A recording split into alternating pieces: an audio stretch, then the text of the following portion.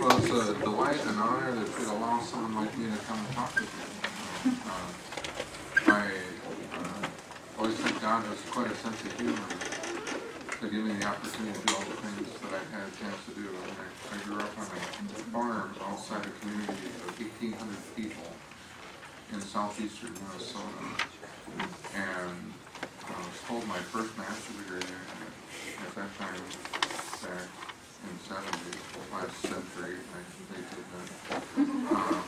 Didn't recognize things like ADD and dyslexia and things like that. And my first advisor told me I was too stupid to ever get into a doctoral program, and that was my dream, was to do that. But fortunately, when I was 20, as an undergraduate at college, I got a job working the 11 to 7 shift at a detox center.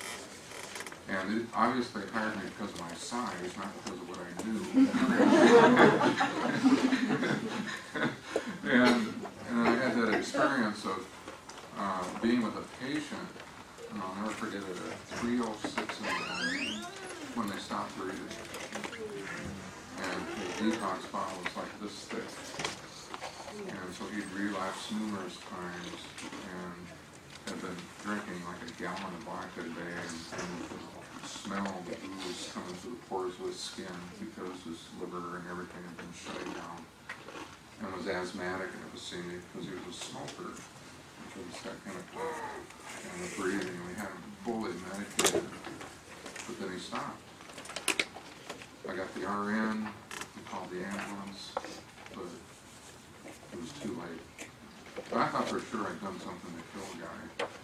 And the physician sat me down, and I was so thankful for that doctor, because he said, Earl, he's just been through detox so many times. We'll do an autopsy, we'll find out that a blood vessel just popped and he bled. It wouldn't have mattered if he'd been in the best hospital in the world.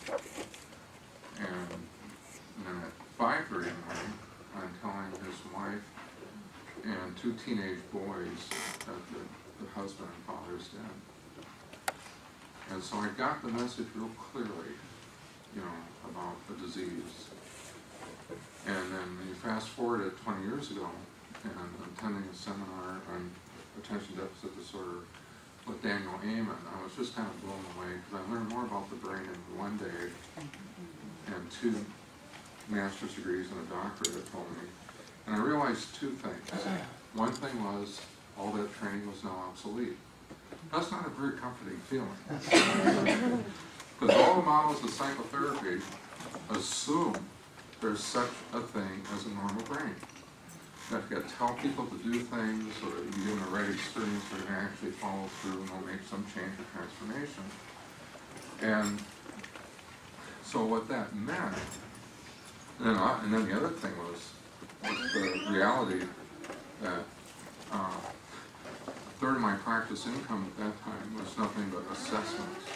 I'd gained a reputation for doing a lot of forensic testing, and doctors would refer to me in hospitals. I'd do all kinds of assessments and map out a treatment plan, medication recommendations, and everything. And then all of a sudden it dawned on me that that was now obsolete, because when people came in, I could no longer look at them and say that that was the best way to invest their money. Because in private practice, the people in crisis still do basically what you tell them to do. And because now I had the information, I had this one picture, I probably had more user-friendly information for practical clinical application than all the other testing. Well, not that the other testing is not needed, it's just not at that time. So I find this part kind of humorous. I went up to Dr. Ames. They had one clinic in Northern California at that time. I said, well, yeah, I've opened up a clinic in Southern California right by my office. So I think you and I are going to have a long-term relationship. So I made the decision, because to me it was like seeing a paradigm shift take place 20 years ago. And I was struggling with this thing, do I stay with what I'm comfortable knowing to do, my practice is full and I'm busy, or am I going to miss out on a whole new way of helping people? And I just couldn't handle that idea of missing out.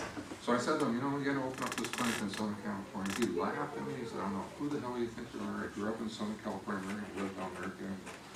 And I smiled, well, see, we'll see what God has in mind. And so I flew up there every few months, because at that time there were no physicians that understood the brain and knew how to do the follow-up. So I went up, sat at the monitor, and went over scan after scan after scan, afternoons at a time, so I could learn how to read the scans. Because I found there's a whole role there for a therapist to play in the follow-up and the application to communicate with the prescribing physician. And then through that, the AIM and Brain Systems checklist, I found out there's a way to find out if the medications or supplements a person is using are actually effective or not. And I'll touch on some of that. And so now what's happened is that shift is happening now. It's hard to go to a conference or anything though you don't hear something about the brain. And it's all taking place now. And the other thing, that if we have time, I'll show you at the end, because 2 years ago I was invited by the Interdisciplinary Medical Association of Russia to come. The Brain on Joy book was translated in Russian to come and speak to 600 neurologists and psychiatrists about some of the very same things we're going to talk about today through a translator. And what an amazing experience, you know, to go to a whole other world and just talk about some of the things we just accept as normal. Like always make sure that patient's in the right 12-step program, have a sponsor, and all those basic things. That there is kind of revolutionary. But when you learn more about the brain, you begin to find out that this program, marvelously, I think ordained by God, started by Bill W. and Dr. Bob in the late 20s, early 30s, actually fits with the brain perfectly. And hopefully I'll integrate that in. But there I met a doctor, his name is Yuri Danilov. He's about my size, only imagine this guy is completely bald, wire-rimmed glasses, and he used to be in the KGB. I mean, you can picture this guy in a KGB uniform. Just what a trip. But then when communism downsized, he went to the University of Moscow and became a neurologist, and he invented this device called a PONS, Portable Neuromodulator Stimulator. And this, meeting him and talking to him in Russia, this little device right here, it's got the same feeling I met Dr. Amen. So simple. It's got an on button and off button, up and down for increasing intensity, lower intensity. You put this on the tongue, sends a small microcurrent through the tongue. There's so many nerve connections between the tongue and the brain stem. It perfuses and improves blood flow throughout the whole brain. And I'll show you a before and after SPECT scan. And this is simple, non-medical, non-medication device. Right now it's going through a double-blind clinical study with the Earl, about $20 study. And had fantastic results in treating the combination of traumatic brain injury and PTSD. And this little device, we'll get through this on, when we get time I'll show you a before and after scan. I can see the day when every counselor, every treatment center is going to have something like this, and you can actually see brain trauma change. So exciting.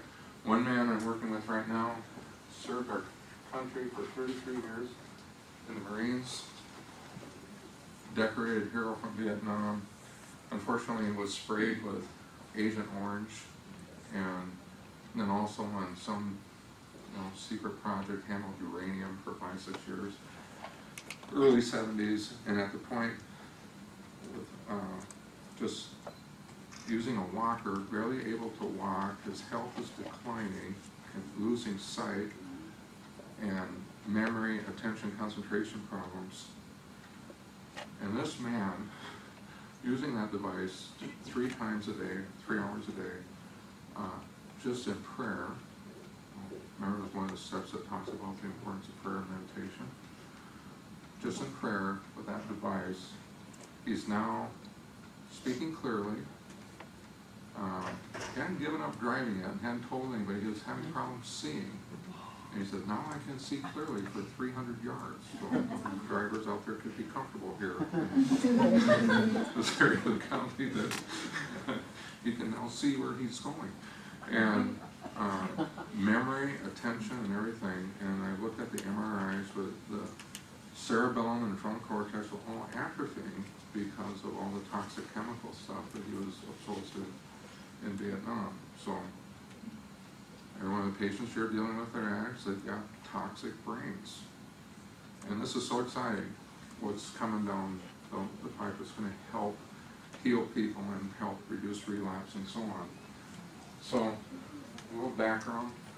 Now, restoring desire in addictive couples, finding the G-spot. You don't know how much fun I've had when I do a talk like that in the church. I'll say, what were you thinking when I said G-spot? I was thinking God. Watch pastors and panic attacks. Who did we invite? But anyway, so there's an area in the brain in the right temporal lobe now called God. My name is Earl. Your brain's involved in everything you do. All the major models of therapy assume there's such a thing as a normal brain, which doesn't exist. And as therapists, we don't tend to think of the brain when it comes to addiction and desire and how to integrate that in. And when you look at, there's a word in the Hebrew for soul. It's a beautiful word, and it means thoughts, feelings, personality characteristics, need, and desire. Isn't that fascinating? Because you see, spirituality and sexuality are integrated in that Hebrew word. Because we tend to see spirituality over here, sexuality over here. The only programs that actually bring that together would be Sexaholics Anonymous, S-Anon, or Sex Love Addicts Anonymous, and so on. I mean, there are programs where they see the spiritual solution to lust, is working the steps, and there's a place of spirituality and sexuality. Dr. David Schneider wrote an interesting book called The Integration of Marital and Sexual Therapy, the Crucible Approach in the 90s. And what he said, I wish I said it, but he did, all marital therapy is sexual therapy. That one thought, that one idea is worth its weight in gold, because that's not how marital therapy is taught. And then he wrote a book called Passionate Marriage, that I think was his attempt to take this big textbook, really is what it is, and put it into lay-friendly terms, but he didn't. But that's the book to buy, because it's really helps in getting used to that type of an approach about spirituality and sexuality. And what's so fascinating for a guy who doesn't think there is such a thing as sexual addiction, which is just amazing, but that's his belief system, was when you look at the steps he recommends, it kind of fits with the 12 steps, because it's high self-responsibility and an increasing absence of blame. You can't restore desire in any addictive couple or a sexually addicted couple unless you get two people working an amazing program. Because one way of looking at the 12 steps is to look at it as a program that's based on an adult developmental model. And that's, we'll talk about the first 5 years of life and attachment things and so on, which are all important. But we don't spend much time looking at what is an adult developmental model, which to me means working a good program, taking responsibility, and throughout life developing an increasing absence of blame. You ever notice those people in the program that had 30, 40 years of sobriety, they go through some traumatic event, and how little time they spend on blame? It's fascinating. They automatically move to what is my part. That's why on the basic level, which I don't need to mention, I know anyway. Anybody that comes into my office, I tell them, you're wasting your money with me unless you're working a program too. People look at you like you're crazy.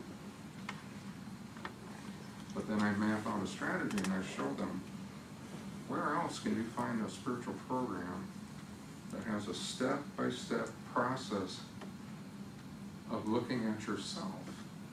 And you know, in the beginning stages of recovery, that's not what any alcoholic or codependent is going to do. It takes a lot of pain, a lot of suffering, and I always tell people, I want you to go find the best sponsor in the room. But you get a real bright, motivated client, they have this way of choosing sponsors that are not going to keep up with them. And so I'm always asking, and I always use a little phrase, and make sure they're guiding you in written step work. Because you realize in 12-step groups, they're no different than churches in some ways. You got people that go to church for fire insurance, you know, and that's it. They're in and out, it doesn't touch them during the rest of the week and so on. And then you get people actually get into it and they actually grow and develop. And that's what I'm after, is that person that's going to get into the meetings deep enough that they really are interested in spiritual growth and development. And then they are going to have that amazing intimacy spiritually, emotionally, and sexually. Now, when you look at the brain and the developing brain and so on, what's so fascinating, I have one son, 3 daughters. And my 3 daughters, when they began to date, I encouraged them to do the driving. There's a better chance of them coming home. Because you notice the difference between the male teenage insurance rates and the female, because it's not if that guy is going to have an accident, it's just kind of when and where. And then you'll notice the actuarial rates change at 25, where all of a sudden it drops down. Well, it takes till 25 for the brain to fully mature. And so now they have a little bit of prefrontal cortex function, and so now they're using judgment and are having something called impulse control, and have something called forethought, you know, thinking something through and gauging your actions and so on. But see, this blue here in the frontal cortex, you notice how that gets stronger and stronger, and that's because as that developing brain goes on, there's actually more frontal cortex function. Now, it's sad in our culture today, kids have open access to the internet, and one erotic image, you only have to be exposed to that something like 10,000th of a second, and it makes an imprint in the brain, and it releases erotochemicals and hormones that we all connect with sex, and they get that charge. And so that 9 to 12-year-old group is like one of the fastest growing groups of sexual addicts out there on the internet, because they don't have enough frontal cortex function to say, oh, that might not be good for me to look at, and shut it off. And so we're getting this imprint taking place in the brain, because when you do histories on sexual addicts, you start to find out, and particularly with the generations coming up here, that 9, 10, 11, 12 years old is usually when they're first involved with pornography and so on. And if you don't have that break here, and you find something that feels good, you're just naturally going to do more of it. That's kind of sad. And then today, this always makes me unpopular, but it's just bizarre to me about our country's movement to legalizing recreational use of marijuana. But that's even scarier, because I have scans of brains, teenagers that have been smoking since junior high, once or twice a week, even at the minimum. Their brain looks worse at 20 years old and older than my 82-year-old mom's scan. Atrophies the brain, pure and simple. And we'll talk about that a little bit later. So you can see, when you're talking about dealing with recovering alcoholics and addicts, and no matter what the substance in there, and you look at the brain, we got quite a task. And that's why that first step, literally, is getting them grounded in the basics of a good, solid program, because that presents the crucible for the work that you need to do to help that person flourish. Now, 10 principles for restoring desire. Some of this we already talked about. Addictions, assess brain chemistry. The Christ 12 step groups. I start to lay a groundwork for spirituality and sexuality. And it's fascinating to watch people's eyes kind of open up. They just don't know those two words belong together. But yet that's what we all look for. That's why we use words like soulmate. And that kind of chemistry and attraction when you really feel that connection with another person. Assess if either spouse or both have been spiritually, sexually, physically, or emotionally abused. Spirituality and sexuality impacts physical health and longevity. And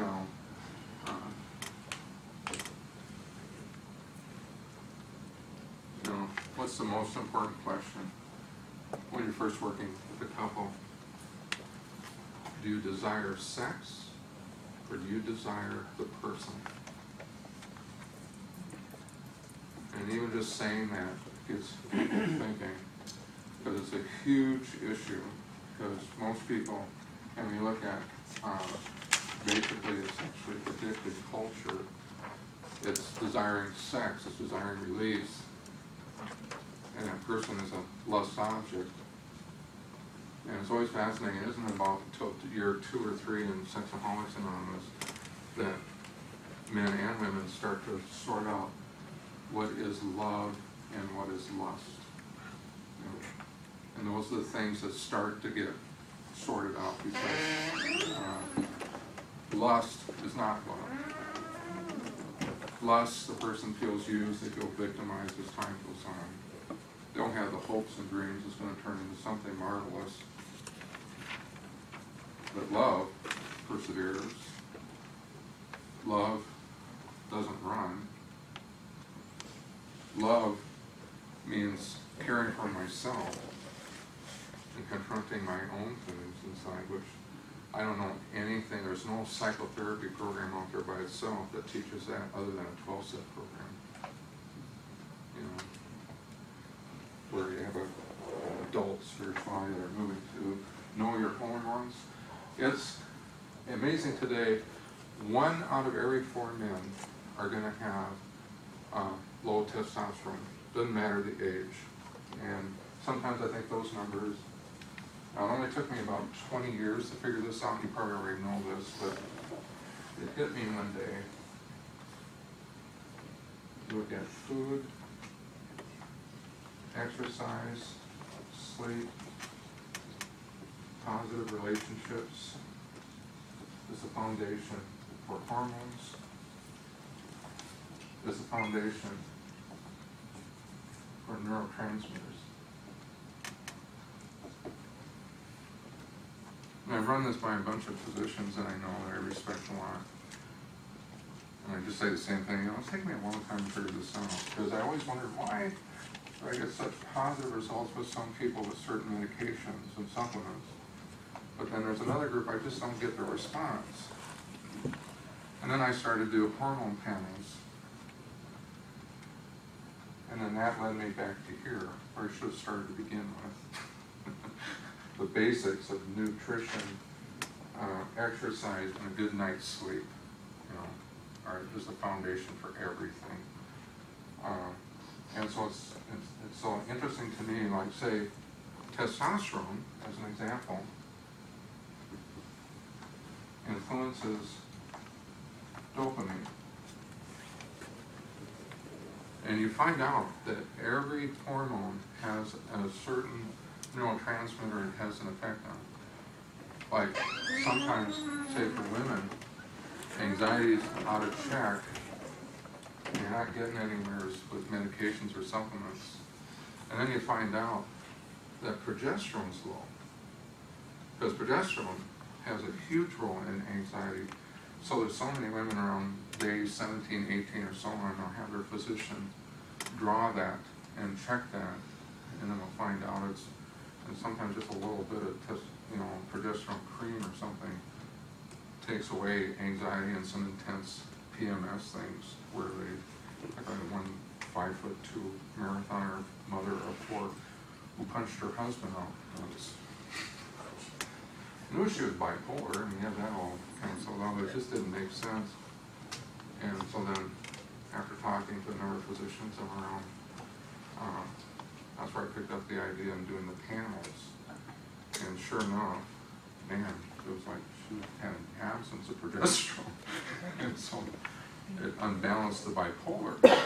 And then there's so many things like, there was a study out of Florida that showed that women who relapsed, there was a high percentage that had polycystic ovarian disease, and that was influencing balance of estrogen, progesterone, and that whole anxiety. So you want to make sure you're connected with a good physician who is willing to look at the whole gamut.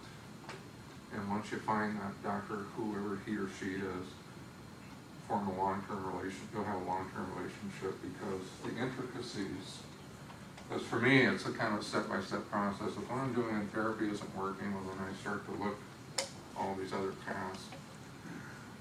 And that's what's fascinating. My oldest daughter used to work for me until she fell in love, got married, and moved to New York. And she said, "Dad, she ran the office, and said, you have this reputation." And I said, "What?" She said, "You're kind of a place where everybody goes when they've lost hope. We're trying everybody." I said, "Really?" She said, "Yeah, this lady called me up on the phone and figured out it was my daughter answering the phone. And I think that's going to be too complicated for your dad. And I've already been to so many psychiatrists and psychologists and so on." He said, "No, I really doubt it. He just kind of sees everything as an interesting problem." And that's one of the things I learned back in the first master's degree. I was always fascinated by some people where they could latch on to one model or therapy and that was it. And I automatically thought, well, if you define yourself this way, what about all the dimensions outside this, above it, below it, and beyond it? And you got to be careful if somebody doesn't make changes that you might be trying to push them into a model that really they don't fit in. All I know, and that's the beauty of a higher power, you maintain the openness. Clients don't expect perfection. They expect honesty. I understand this with the hormone levels, and I agree with you, but I don't see how polycystic or something like a woman hitting towards her 50s, the progesterone is naturally going to go down. Oh, yeah. So what does that have to do with eating or sleeping or something? Eating or sleeping is not going to make her progesterone I would go take a back whole up. other day on another seminar just to answer that. But that's where functional medicine and bioidentical hormones and things like that can come into play. It seems more medically based, not whether you're eating or sleeping. It's Well, very I naturally meant by physical. testing hormones, then sometimes there's a whole set of strategies just to deal with that. Now at the end I can talk with you about that, because that's a whole other window of opportunity.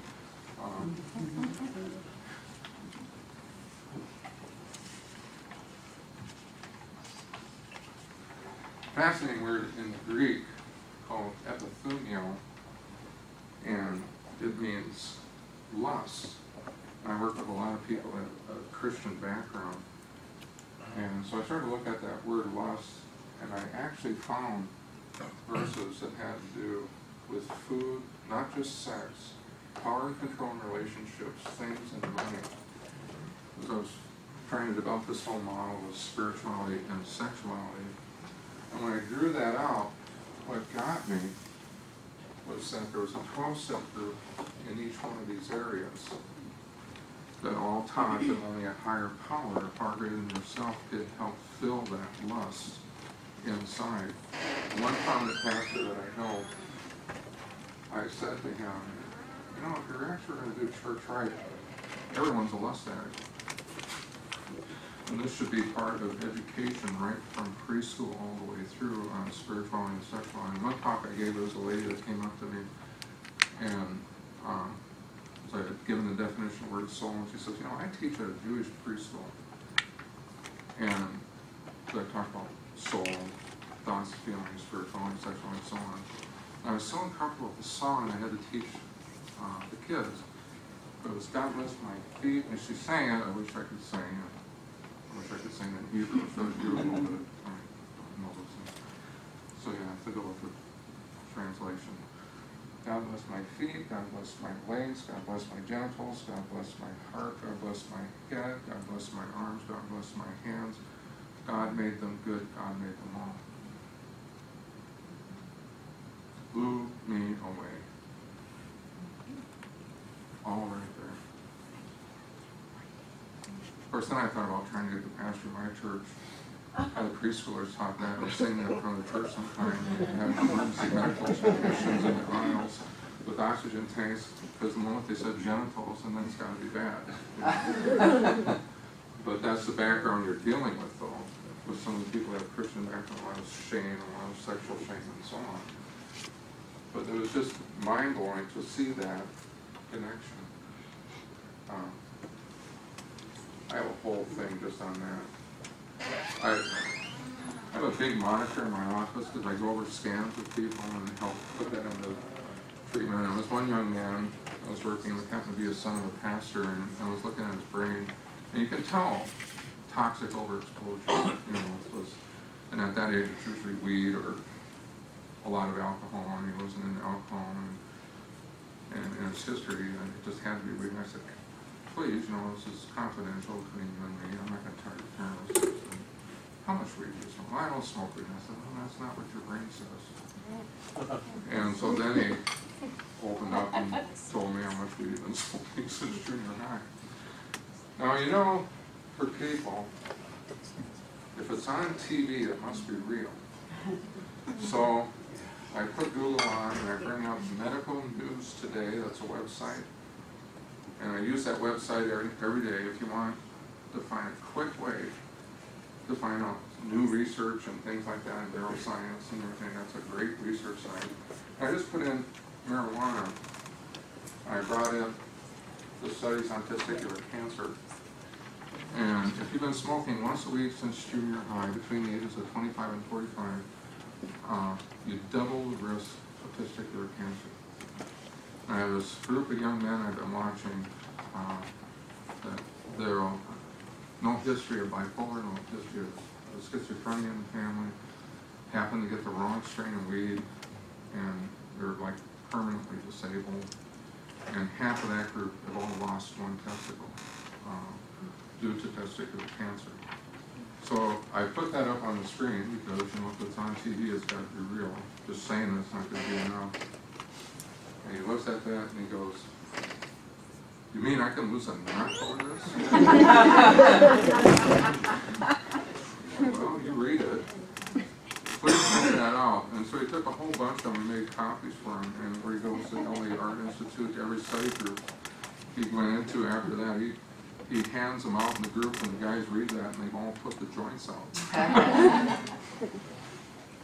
You know, it led to lasting sobriety. But that's, there's much more to that than we have time.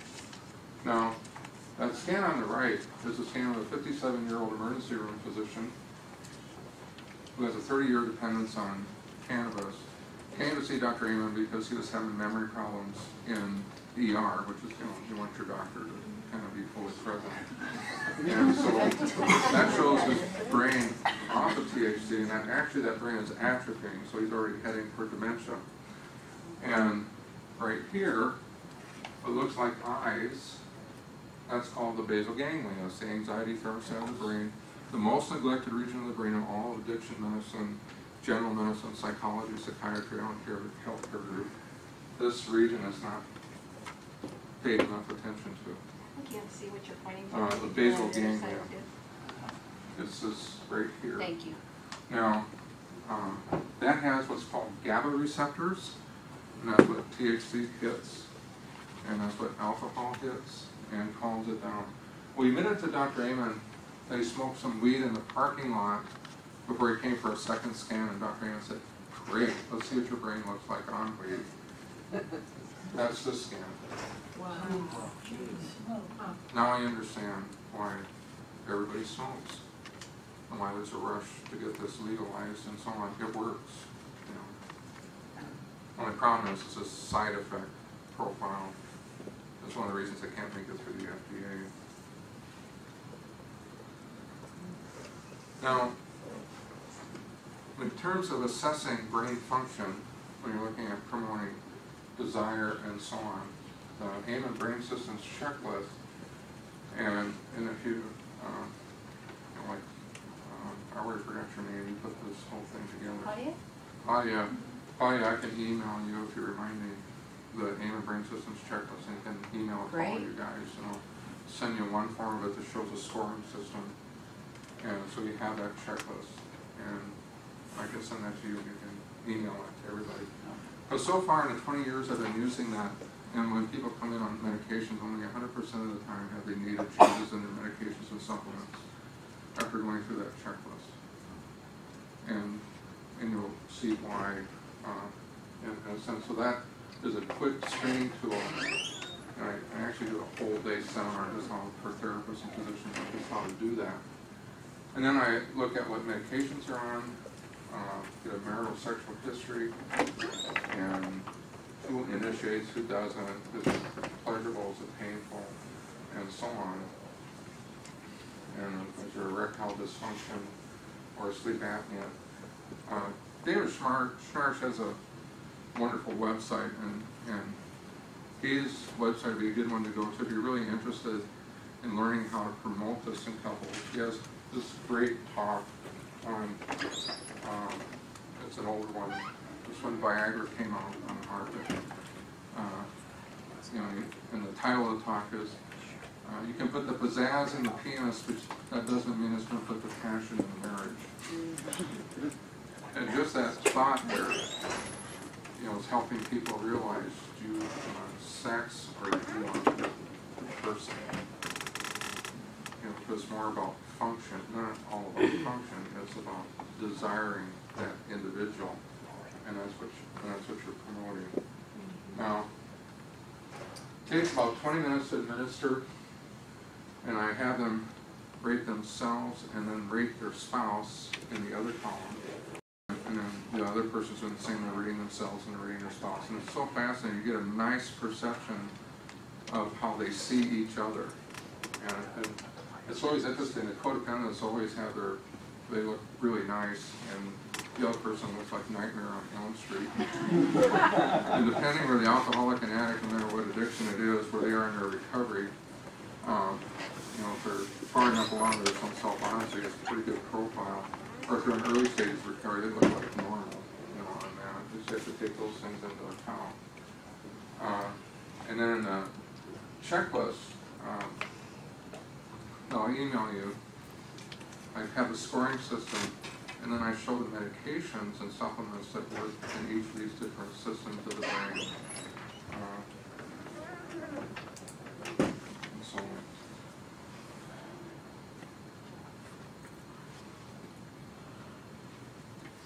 And this part will be in that checklist that I'll send you. Because then what happens is I put together a model that works with probably 90% of most people coming in. Because you start to realize that the temporal lobes and the basal ganglia are like the foundation of the brain. Basal ganglia is the anxiety thermostat of the brain, sets the level of anxiety. Like say if somebody has panic attacks, they're going to have overactivity in the left and right basal ganglia. And it influences emotions and muscle. So when people have overactivity in that, they're going to have higher neck and shoulder tension, increased headaches, they're going to have all kinds of GI problems, stomach problems, and things like that, just because of that increased intensity. And what's really tragic, let's say opiate addicts, it hit me, it's so fascinating when we calm that down in non-addictive ways, we're able to get people off of opiates, because opiates really don't touch the basal ganglia. Majority of the opiate receptors are in the frontal cortex, And so it's altering perception of pain and anxiety. Isn't that fascinating? So far, you know, when people come in on opiates, they'll have high basal ganglia scores. And so they get that temporary relief of perception, but it's really not reducing muscle tension. And there's non-addictive medications like gabapentin, which are used in detox. It's fascinating, I don't know why I just don't leave it in. That hits that basal ganglia, calms it right down. And when you calm that anxiety center down, it like calms all the muscles and relaxes it. So if that person has a neck or back injury or so on, under stress, those muscles won't tighten and cause pain. And it's such a simple strategy. I have pain management specialists that refer people to me just for doing a checklist. And I always send back the same kind of recommendations about how to titrate up gabapentin, because that's what it'll do. It'll calm that area down. Now, if a person's got a mood disorder, they're cycling their moods, there's a medication called trileptal. That's a beautiful medication that hits that anxiety center, but it balances the temporal lobes too, which have to do with mood cycling and mood swings and so on.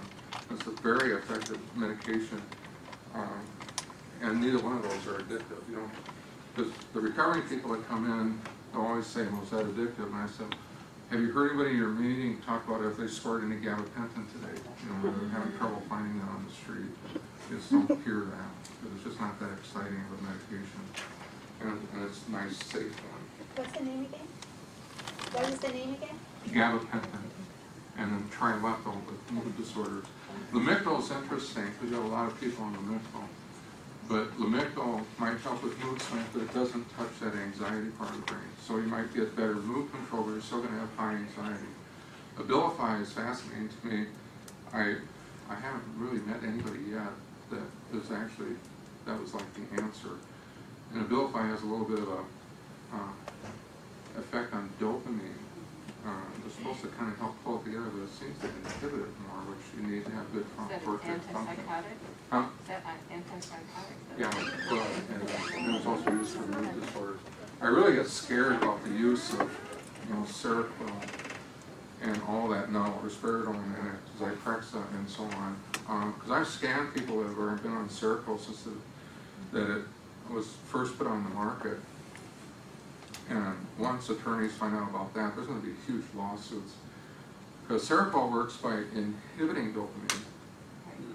And so I have a lady in her 50s who has, she's headed for dementia. And you see the front part of her brain is actually atrophied from all the years of Seroquel. Now, Seroquel is useful, it's like bipolar 1.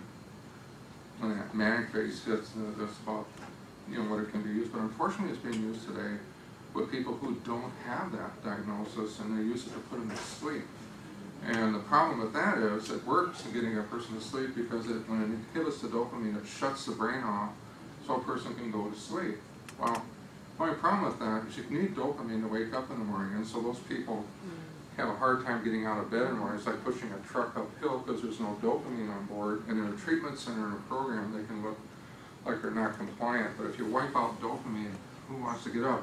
It only takes about 10 cups of coffee and 4 monsters, which is what people end up doing to get awake by noon. You know, and that's why that's a whole different story. Because what I found,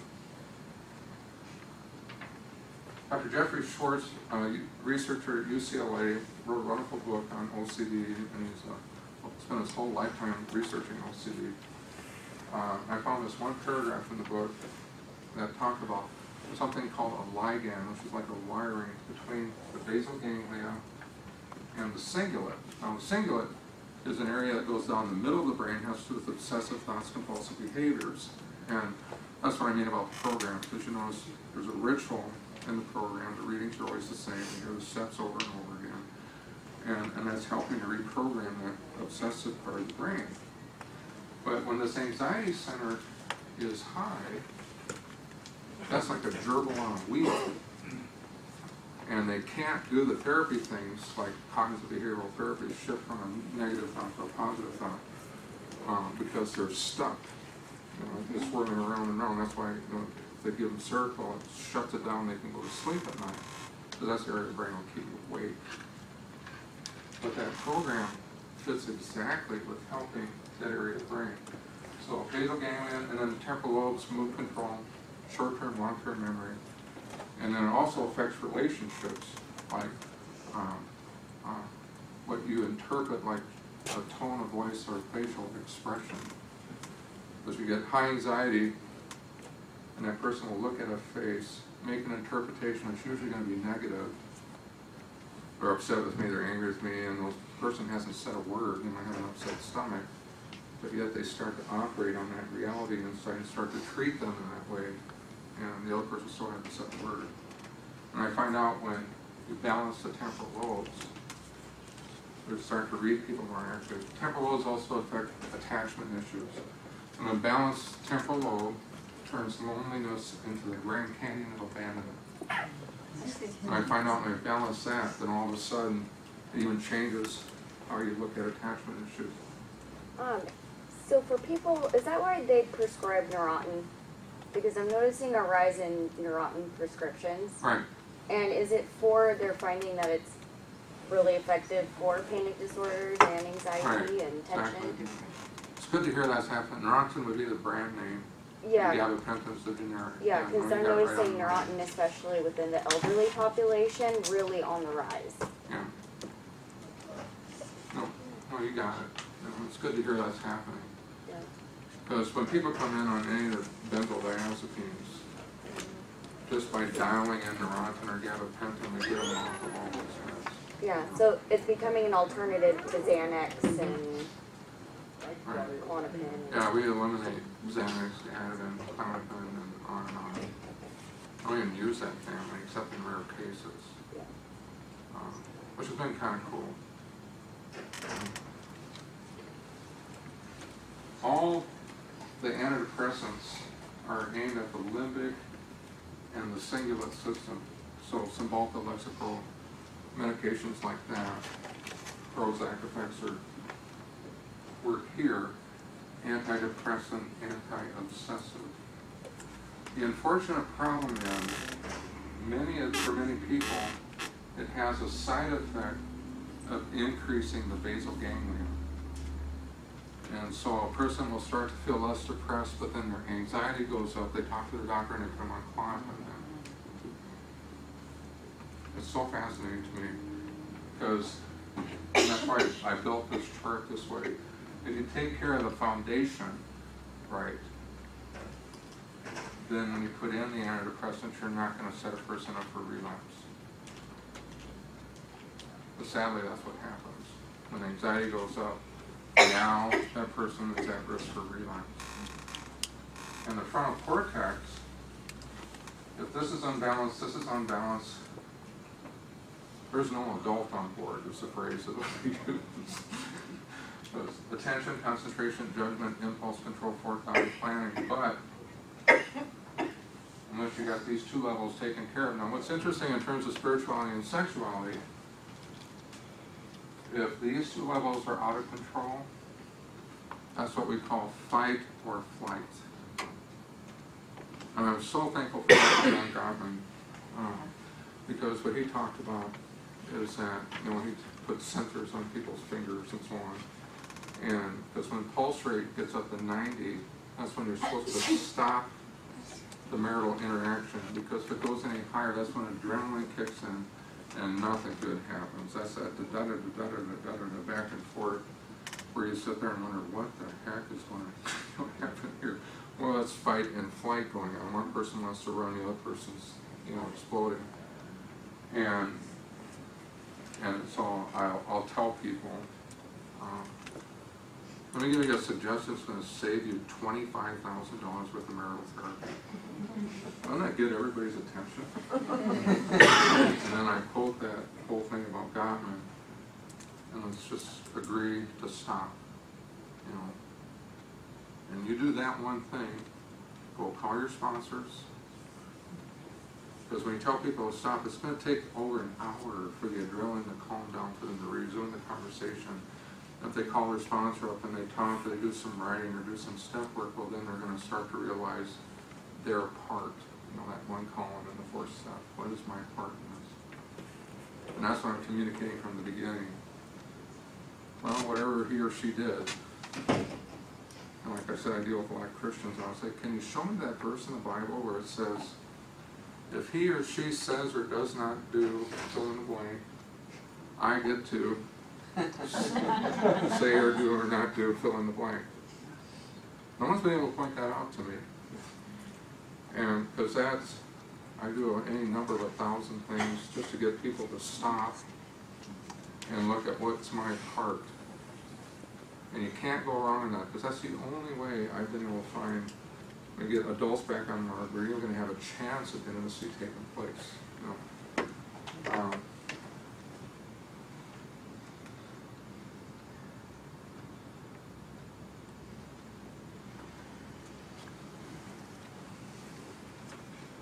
Now, this would be an example of a scan and looking at the checklist. Like this person had a prefrontal cortex score of 16 symptoms.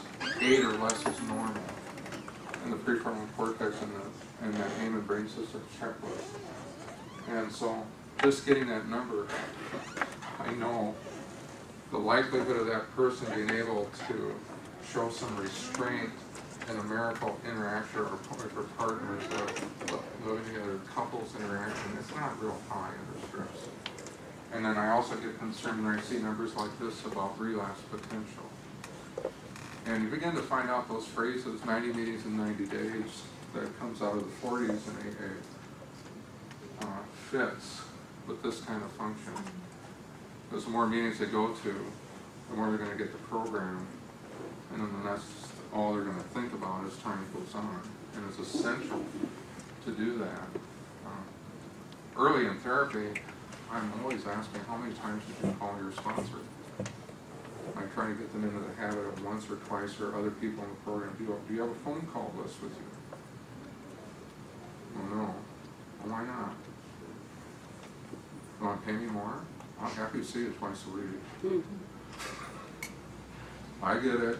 I said, no, maybe 3 times a week. Then we start to add the money off and realize it might be judicious to use simple steps. So it's kind of brutal in the beginning. You don't have to do that once people are established. And then the cingulate, 9 symptoms or more. And what's so fascinating right here, this is called the posterior cingulate. And for years I've called that the FU spot.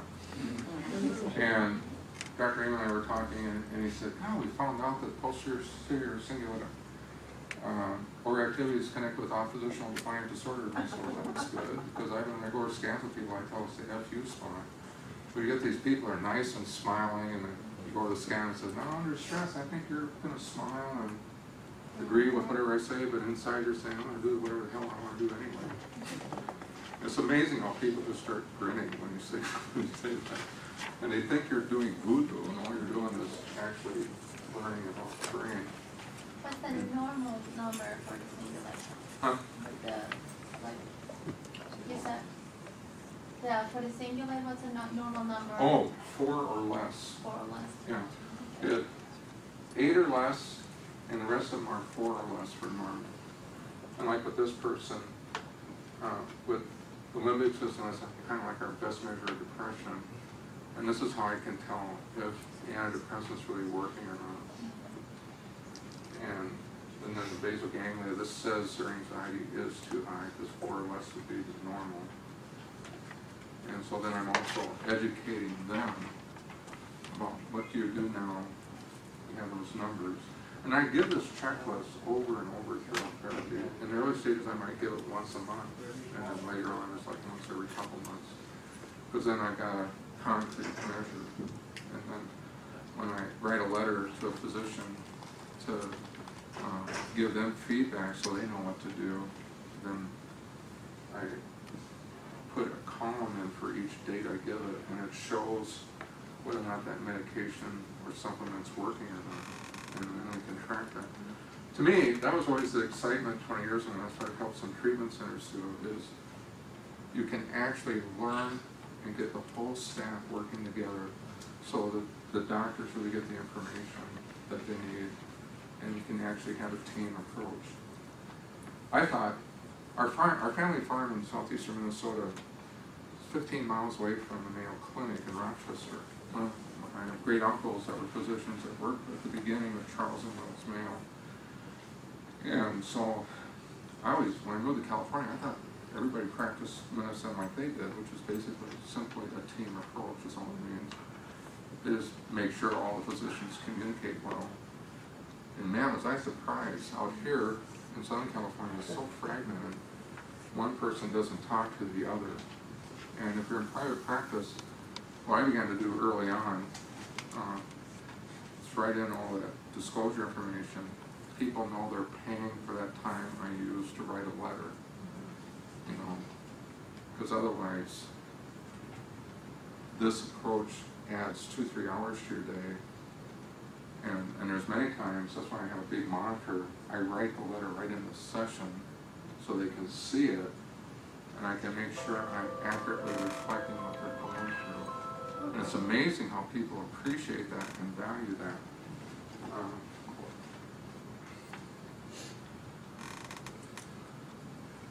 So to me, now of course not everybody can get a scan, but those days are gradually changing. There's a combination between the right 12-step program, therapy, and looking at the brain. Because I and my group over the last 20 years, we've made over 4,000 referrals. And so we've had quite a bit of experience at it, but we also had, probably most people, we're just using the checklist. And there's a way of working with that. Now, am I supposed to stop now? Or? About 5 more minutes. 5 more minutes. It goes to 1:30, but you can wrap it. I want to show you quick. One other thing I can do is I can send you this PowerPoint. You can email it to everybody too.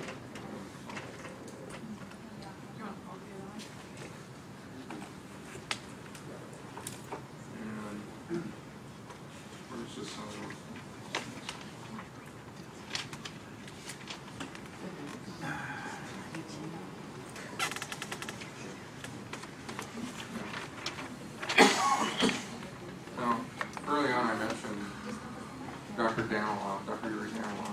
He's now associated with the University of Wisconsin with the Medical Research Unit. And over a year ago, he contacted me. He says, Earl, I tell my research team, we scan Montel, we show on TV. I told him, you explain what goes on in the brain. So we know what it's doing. Because they are used to paper, pencil assessments and measurements. They're not used to seeing the change in the brain. And Montel, I don't know anything about Montel. I know he's a great comedian and talk show host and so on. First thing I said to Yuri, I said, now Yuri, I don't know Montel, but how much weed and how much booze does this guy drink? He started laughing. He's a big proponent of medical marijuana. And because when you see this kind of Rocky Mountain effect, that's what we call toxic overexposure. And he does have MS, and these would be like MS lesions in the frontal cortex, because it shows there's that loss of motor control and more difficulty communicating and things like that. And then there's head trauma here. That's why I like brain scans, because if it doesn't look right, anybody can learn to read these things. My kids, particularly my 3 daughters, went with me to every talk I've ever done, and sell books and things like that.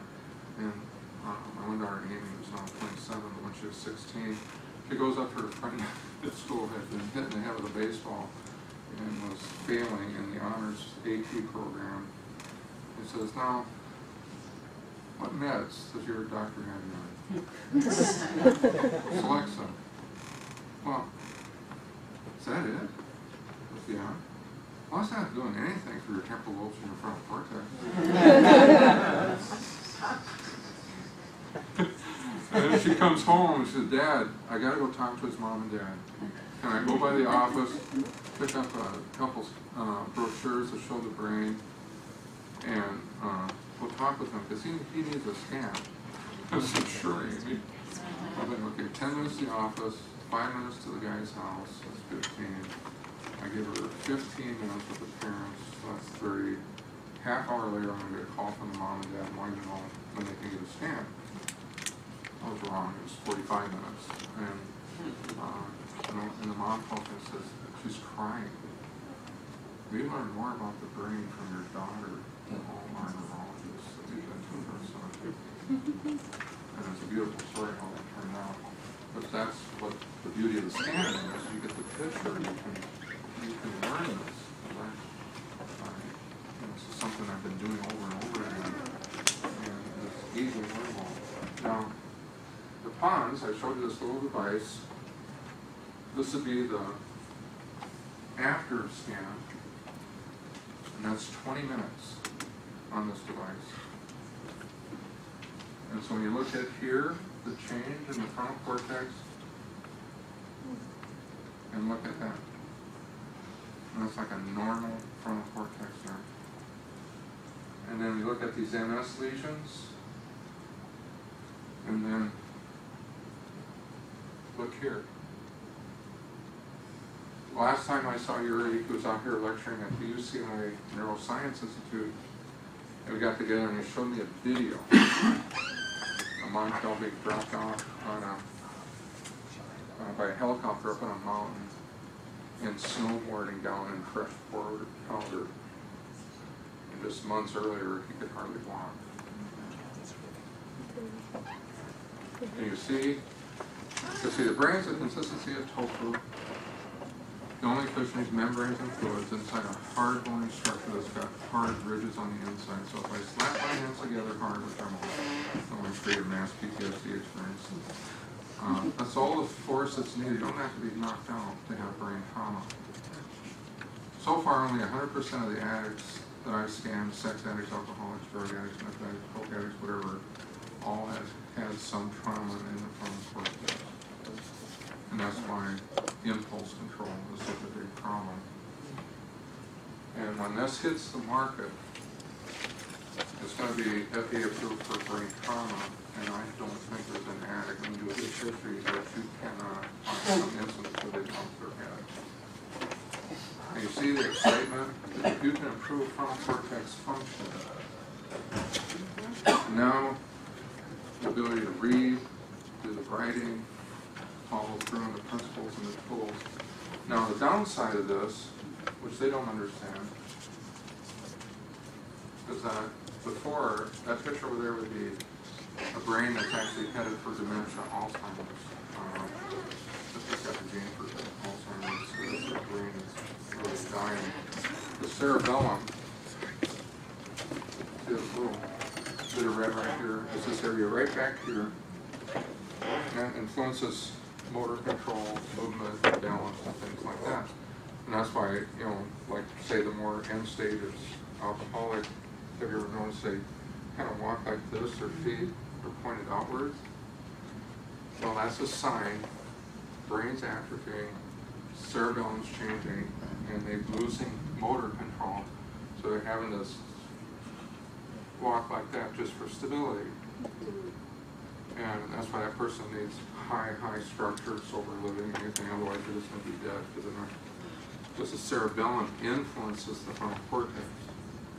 Do you ever notice when you work out or you go for a long walk or something, how you get insights, ideas, you might find a solution to a problem or plan for the day and so on. That's because we're activating this part of the brain and it's improving the blood flow in the front part of the brain. That's why with so many couples in early stages of recovery, I tell them if they're going to talk about conflict, they have to take a walk in their neighborhood. Because there's going to be a better chance of them getting some frontal cortex function if they're moving. Or go buy two recumbent bicycles and be running them while you're trying to talk. But I said, Yuri, see how hot that basal ganglia is? I said, those soldiers that are recovering alcoholics and addicts, you just set them up to use after the treatment. Really, what does that mean? But so they're focusing on brain trauma and things like that. But that's a whole other story, and that can be managed too. So, that's the news from Sovereign Health, Earl, Strong.